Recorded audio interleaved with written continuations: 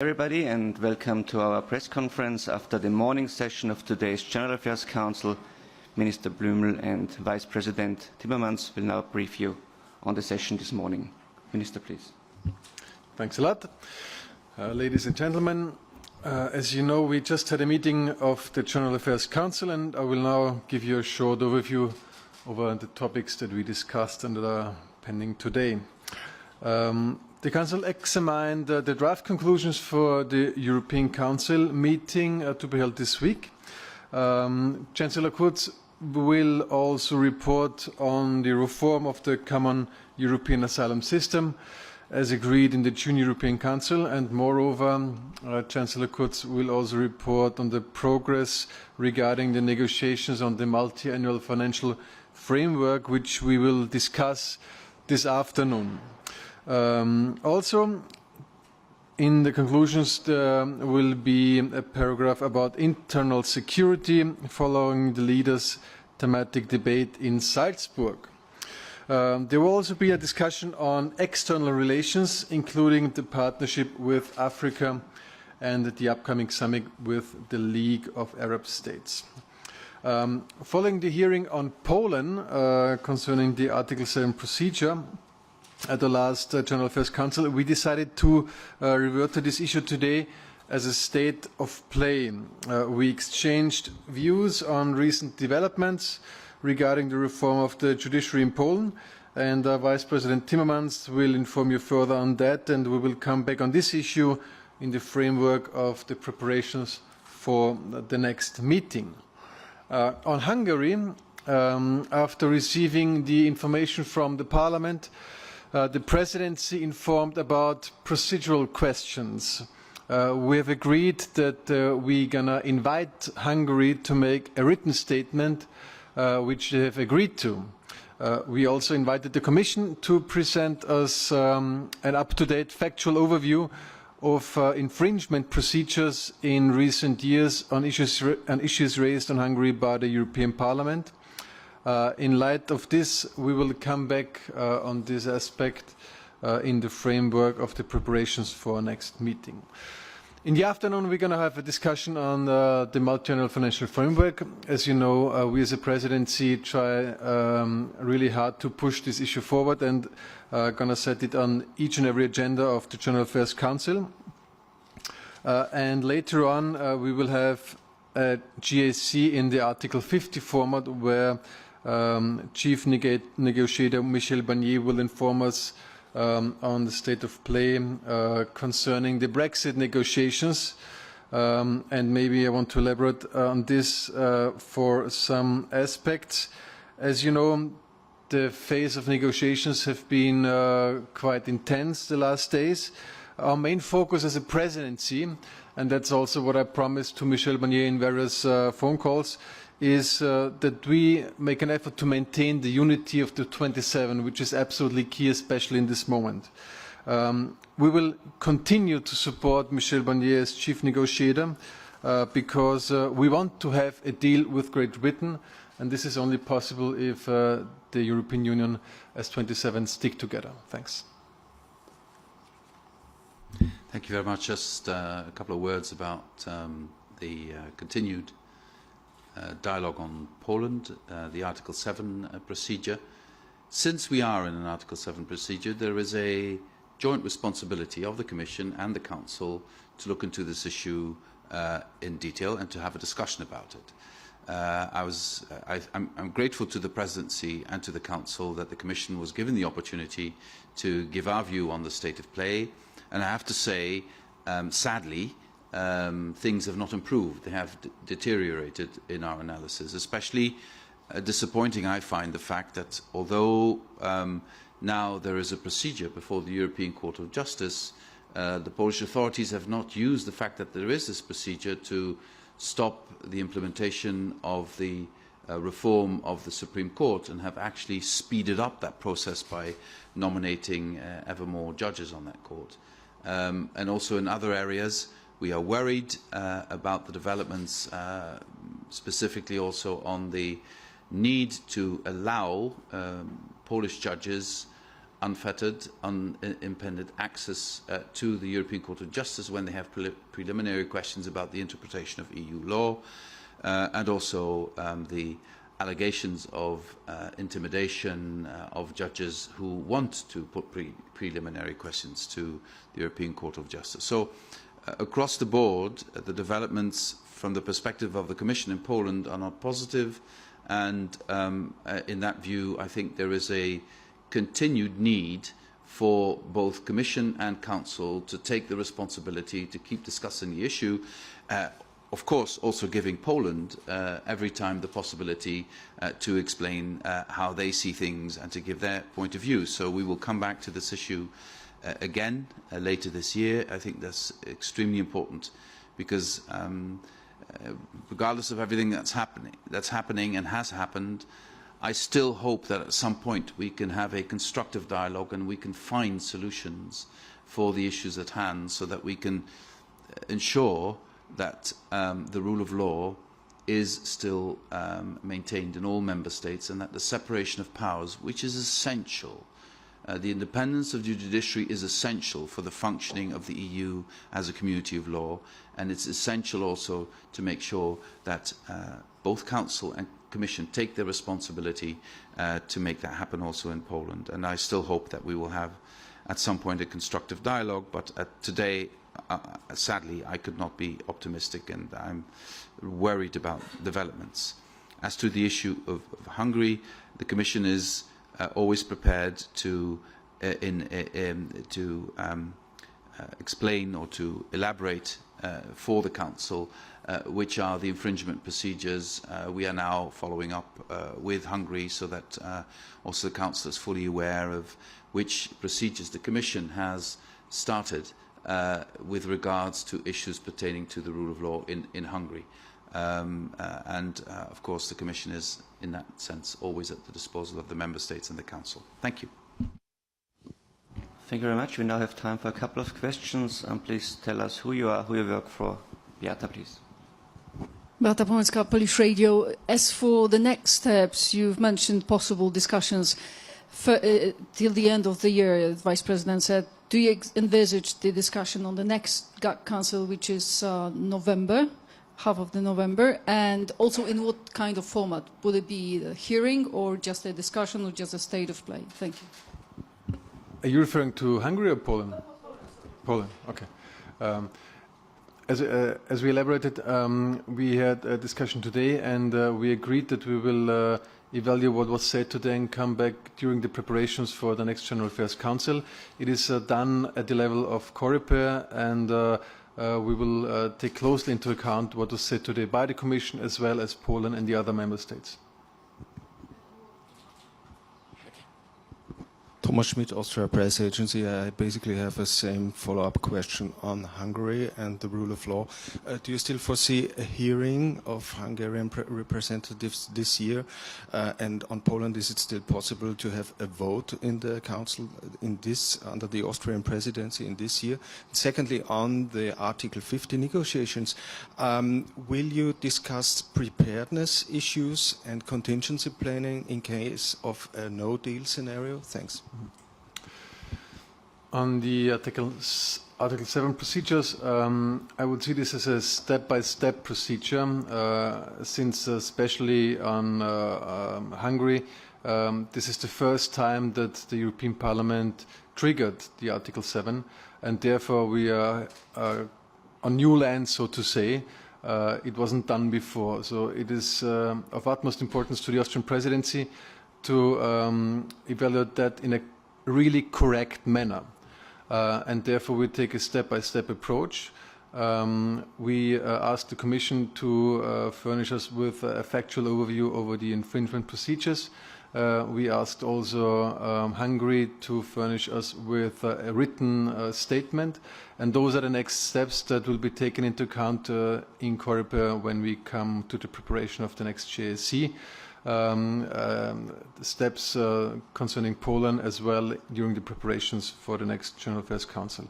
On Article 50, what is important for us today is that Chief Negotiator Barnier gives us an overview from his point and from his perspective what happened the last days.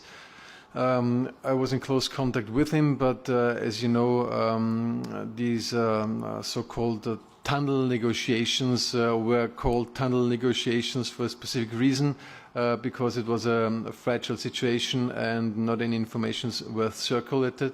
And therefore, I think it's of great interest to all the member states to hear from his point of view today what were the developments and what he will also present to the heads of states tomorrow evening.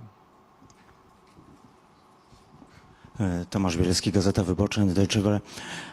Vice President, I'd like to ask whether aren't you afraid or concerned that the European Commission's decision on referral Poland to the ECJ on Supreme Court law and the request for interim measures were taken far too late to stop or to reverse in a legal way the changes ongoing in the Supreme Court? The law, which is questioned by the European Commission, entered into force in April. It started to be implemented at the beginning of July. We are at October. The process of nominations of new judges is ongoing in Poland, is sped up, as you've mentioned. Haven't you been too late to make this decision on infringement procedure and ECJ referral? Well, I think, as far as the Commission is concerned, I think this also reflects the mood in the Council, if I'm permitted to say that. For a long time, we went back and forth saying we want dialogue, we want to try and solve it, we want to try and find a way out, we want to try and see if we can convince the Polish authorities to mend their ways. And every time you have to wait for legislation to be adopted, and then you get this discussion. I think if you... Because we are now in a completely new territory. Article 7 was never applied before. And I think if you want to safeguard the present and future integrity of the system, you have to be extremely careful and not rush into things and to take things step by step.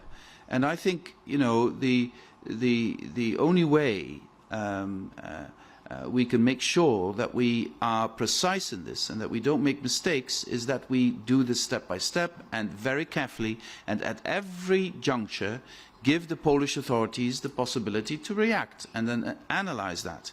That's also the way we work with the Council. And I think that there would not have been any other way to do this without risking a derailment of this procedure. So, you know, we have to be thorough and very careful if we really want to comply with, in my view, the essence of Article 7, which is a cooperative procedure involving two institutions, the Commission and the Council. Having said that, there is a specific reason why we ask for interim measures, and these interim measures could come about quite soon if the court, but that's entirely in the hands of the Court of Justice, if the Court of Justice rules on this. And then, of course, what I worry about is that although I've asked repeatedly for clarification, I still cannot get clarity whether the Polish authorities will abide by the ruling of the Court of Justice, and this, of course, is a big cause of concern. So we will have to wait in that sense on the court as far as the infringement is concerned, and then see what happens from that. At the same time, I remain day-night at the disposal of the Polish authorities if they really want to have a dialogue trying to solve these issues.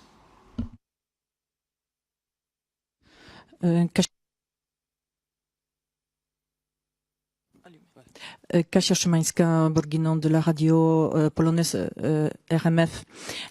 J'ai deux questions pour commissaire. Premièrement, il y a déjà 20 cas d'arrêt d'extradition de provenance d'Irlande, au moins 3 aux Pays-Bas, dans votre pays. Est-ce que vous pouvez faire un commentaire là-dessus? Est-ce que ça risque pas de complètement paralyser le système judiciaire? Et une question un peu sur, après votre annonce de votre ambition politique pour Spitzenkandidaten de la partie social-démocrate, est-ce qu'il n'y a pas un risque de plus grande politisation de débat sur l'état de droit en Pologne, l'accusation que vous utilisez le cas polonais pour faire la carrière? Sur la première question, c'est dans les mains des autorités judiciaires. Je n'ai pas de commentaire à faire. Ils ont demandé, je crois, maintenant dans 3 pays membres, l'Irlande, les Pays-Bas et le troisième m'échappe maintenant, l'Espagne, ils ont demandé une clarification aux autorités polonaises avant de pouvoir décider sur la demande des autorités judiciaires polonaises. Donc là, c'est dans les mains de la justice polonaise. Et sur la deuxième question, comme vous le savez très très bien, dès le début de tout ceci, donc il y a 3 ans, je crois, maintenant, dès le début, la première reproche que j'ai eue de ceux qui ne sont pas d'accord avec mes visions en Pologne, c'était « Ah, c'est un socialiste, donc c'est politisé, etc. etc. » Donc, franchement, rien n'a changé. We'll take 2 more, yes. BBC Hello, both. and Jennifer. It's Gavin Lee at the BBC here. A question for you, Vice President, and for you, Minister, as well. We are a day away from the Brexit summit. You're about to be... this is a different one, I assure you. You're about to be briefed by Michel Barnier. The sense we get at the moment from EU officials as well is that there isn't likely to be a magic moment tomorrow evening, and we may not see a November summit for the UK being involved. If that happens tomorrow, where do we go from there? In your, both of you, your sense of what will happen? You're a very experienced journalist, and you have very precise and thorough questions. Whenever did a politician answer an if question of that nature? We are in the middle of a very, very delicate process, and the only thing I can assure you is that everyone at the Commission, Michel Barnier, Jean-Claude Juncker, everyone is doing their utmost to try and do as little harm as possible and to try and find a solution for the issues that have not been solved yet. So our commitment is to try and find a solution. If this, if that, let's wait and see what happens on Wednesday, and then we'll take it from there. As well, our role as a presidency is, and we always stuck to that, and we promised Michel Barnier to continue to do so, to do our best to ensure the unity of 27, which is absolutely key to ensure that the negotiations on behalf of the European Union proceed in a constructive but also strong way. And this is now more important than ever, and Michel Barnier asked us to keep up the support, and we tend to do so. Thank you. Jennifer Rankin at The Guardian. First of all, please, a question on Article 7 and Hungary. And I just wondered, you're calling for the Council is calling on the Commission to do a thorough report, I'm just here, and provide the latest on the infringements. But could this be seen as a lack of confidence in the Parliament's report, which was based on many international reports and international observers of the situation in Hungary? So the question is the Council prepared to act if it believes there is a violation of the rule of law? Are you going to really go through with the process? And a second question, if I may, on Article 50. Following the Prime Minister's statement in the House of Commons yesterday, do you feel more or less? Do you think it's more or less likely that there will be a no-deal outcome? Don't want to all comment on likeliness. I think everybody has a big interest in having a deal because it would be favorable for both sides. So I still think that it is possible. On the procedural aspects, Article 7, Hungary, well, since this hasn't been done before, since this is the first time in history that the Parliament triggered the Article 7 procedure, we try to be very cautious about which step we're going to take next, and we have to get clarity, as much clarity as possible. And that is one of the reasons why we asked the Commission to furnish us with a current status on the infringement procedures, just to get a factual overview over the situation. If I can just add, on Article 7, there are 3 instances that have the right to start an Article 7 procedure. It's the European Parliament, it's 1/3 of the Member States, and it's the European Commission. But these 3 instances have different responsibilities under the treaty, and the Parliament has different responsibilities than the Commission. The Commission is the guardian of the treaty, and the Commission is the sole instance that can start infringement procedures, and neither the Council nor Parliament can interfere with the infringement procedures. So that Council would ask the Commission to elaborate on these infringement procedures and to give a state of play, I think is completely logical in this context and does not infringe in any way upon the rights of the European Parliament to start this procedure. And by the way, the European Parliament is an institution well suited to state its own case. It doesn't need the European Commission for that, and the European Commission is certainly not going to step into the role of another EU institution. And the last question goes to Tim, and I guess he wants to ask it in German. Yes, question in German, if I may, to both Minister Blumel and Frans Timmermans, because I know you can answer in German. Herr Timmermans, als Vizepräsident der EU-Kommission, wie schätzen Sie die Gefahr eines No-Deal-Szenarios ein? Minister Blumel, heute Nachmittag werden die Europaminister informiert über den Stand der Verhandlungen. Wird man sich vielleicht noch bewegen können? Wie schaut es aus mit einem Novembergipfel? Was sind die nächsten Schritte in den nächsten Tagen?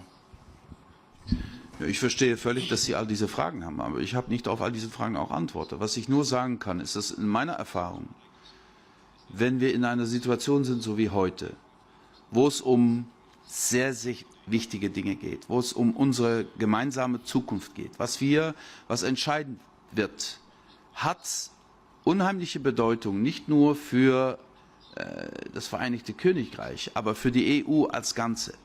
Also, dass man hier bei diesen Verhandlungen bis zum Ende sehr hart verhandelt und dass es bis zum Ende nicht klar ist, ob es gelingt oder nicht, ist vollkommen logisch. Das habe ich immer so erfahren bei wichtigen Verhandlungen. Und wir werden mal sehen, wie es ist am Mittwochabend, und auf Basis der Lage, wie sie sich präsentiert Mittwochabend, werden wir dann entscheiden, wie wir weitermachen. Aber das Einzige, was ich sagen kann, ist, dass auf der Seite der Kommission, ob es jetzt Jean-Claude Juncker ist oder Michel Barnier, wir völlig verstanden haben, dass wir versuchen müssen, so wenig möglich Schaden zu haben in dieser Lage. Es wird für jeden, ob es jetzt die Briten sind oder die EU, Schaden geben. Es ist nicht etwas, wo wir besser rauskommen können als EU. Besser wäre es, wenn es keinen Mitgliedstaat gäbe, der uns verlässt. Aber wo das jetzt so ist, müssen wir dafür sorgen, dass alle sich daran beteiligen, dass der Schaden sehr, sehr limitiert bleibt. Entschuldigung. Ich kann dem nur zustimmen. Von Erfolg zu sprechen, auch beim bestmöglichen Output, ist die falsche Formulierung aus meiner Sicht. Wir können nur schauen, dass der Schaden geringstmöglich ist. Ich habe das auch letzte Woche klargemacht. Ich war letzte Woche in London, habe mit Vertretern der britischen Regierung gesprochen, auch mit der Außenminister Jeremy Hunt, auch Vertreter der Opposition getroffen und war am Tag danach in Dublin, an der nordirischen Grenze in Dublin, hat mit Vertretern der Regierung gesprochen, und alle sehen die Herausforderung, die da ist. Alle sehen, dass wir den Schaden so gering wie möglich halten müssen für beide Seiten, aber das liegt in der Natur von Verhandlungen, dass es unterschiedliche Perspektiven gibt. Da wird man aufeinander zugehen müssen. Leider Gottes ist man noch nicht so weit gewesen, dieses Wochenende einen Kompromiss vorzulegen.